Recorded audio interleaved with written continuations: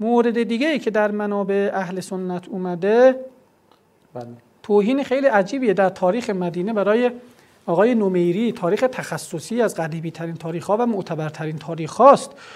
یه درگیری میشه در زمان حکومت خلیفه دوم، یک درگیری میشه بین عثمان و بین طلحه، به هم دیگه بد و بیرا میگن، در جلد 1 صفحه 33. خب درگیری که میشه، این آقای عثمان و طلحه از خجالت هم در میان تا میتونن به هم دیگه بد و بیرا میگن و فوش و فوشکاری میشه و اینا. بعد خب خلیفه دوم میاد آرومشون میکنه، میگه بابا جمع کنید. تو قضاوتی که خلیفه دوم داشته، آقای طلحه میگه چرا داری به من ظلم میکنی؟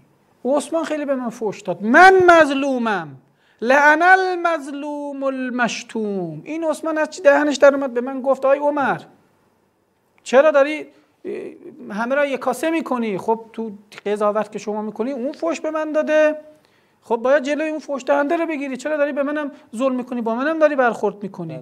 تو این درگیری هایی که بود، خب همسر پیغمبر اکرم صلی الله علیه و آله و سلم ام سلمه رضوان الله علیها، این همسر رازدار و این همسر بزرگوار پیغمبر، که وقتی که خواستن فتنه جمل راه بندازن، ام سلمه گفت نه، خدا به من گفته که وقرن فی بیوتکن، تو خونت بمون. حتی حجم نرفت. بعد از اینکه این آیه نازل شد گفت نه، خدا به من گفته که وقرن فی بیوتکن، من از خونم بیرون نمیرم.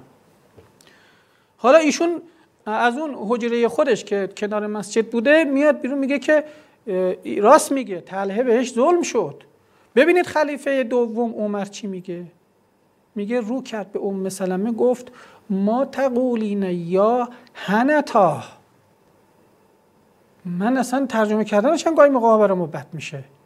خب حنتا دوستان بیاید خود علمای اهل سنت معنی کردن در کتاب النهایه در جلد 5 صفحه 208 گفته که آقا یا حنتا یا حنتا یا بلها، یعنی منظورش اینه که تو آدم ساده دلی هستی، آدم منگولی هستی، کلا سر شما به راحتی میتونم بذارن. خب اگه من بیام به همسر پیغمبر این حرفا بزنم، بگم این ابلهه یا بلها، ای نادان شما چیکار میکنید با ما؟